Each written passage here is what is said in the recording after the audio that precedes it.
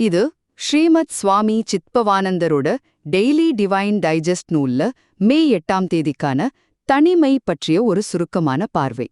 தனிமை அப்படிங்கிறது சிலருக்கு வரமா இருக்கும், பலருக்கு ஒரு பெரிய தண்டனையாவும் இருக்கும். ஆனா நம்ம மனசுக்குள்ள நிஜமாவே என்ன இருக்குன்னு நாமளே புரிஞ்சுக்க இந்த தனிமை ஏன் ரொம்ப ரொம்ப முக்கியம்னு இதுல நாம சுவாரஸ்யமா பார்க்கலாம். முதல்ல பாத்தீங்கன்னா, நாம தனிமையில இருக்கும்போது எந்த எண்ணம் நம்ம மனசுல முதல்ல மேலெழும்பி வருதோ அதுதான் நம்மளோட உண்மையான குணம்.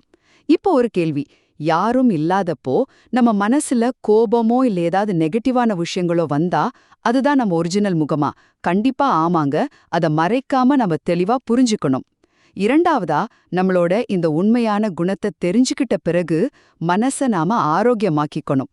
இப்போ உடம்ப ஃபிட்டா வச்சுக்க நாம எப்படி டயட் இருக்கிறோமோ அதே மாதிரி தாங்க நம்ம மனசுக்கான ஒரு சூப்பரான டயட் தான் இந்த தனிமை.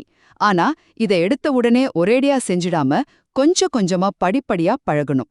இறுதியா, நம்மள நாமே சுய பரிசோதனை செய்ய தனிமை தாங்க ஒரே வழி. தாயுமானவர் சொன்ன மாதிரி, தனிமையை ரசிக்க தெரிஞ்சவன் தன்னை முழுமையாக்குற பாதையில பயணிக்கிறான். சோ இந்த தனிமையை நம்ம வாழ்க்கையோட ஒரு ப்ராக்ரஸ் ரிப்போர்ட்டா நம்ம எடுத்துக்கலாமா? நிச்சயமா எடுத்துக்கலாம். சுருக்கமா சொல்லணும்னா, தனிமைங்கிறது நம்ம பயந்து ஓட வேண்டிய தண்டனை இல்லைங்க. அது உங்களை நீங்களே அழகா செதுக்கிக்கிற ஒரு அற்புதமான வாய்ப்பு.